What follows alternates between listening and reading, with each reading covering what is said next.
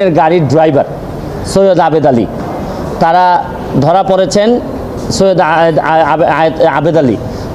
আবেদ আলী সাহেবের স্টেটমেন্ট আমি দেখলাম, দেখে উনি বলছেন যে এই প্রশ্নপত্র ফাঁসের যে টাকাটা ইনকাম করছেন এটা নাকি আল্লাহর রাস্তায় ব্যয় করছেন। মানে এর চেয়ে দুঃখজনক আর এর চেয়ে এরকম দেশ আমি পৃথিবীর কোথাও দেখি নাই যে 2 নম্বরের টাকা উনি সগৌরবে বলছেন যে এটা উনি আল্লাহর রাস্তায় খরচ করছেন। এটাও আমরা হয়তো ফান হিসাবে নিচ্ছি, কিন্তু আজকে যে কারণে আসছি আমার কাছে মনে হয়েছে যদি একজন সংসদ সদস্য হিসাবে আমার বলার সুযোগ ছিল, যদি পার্লামেন্ট থাকতো।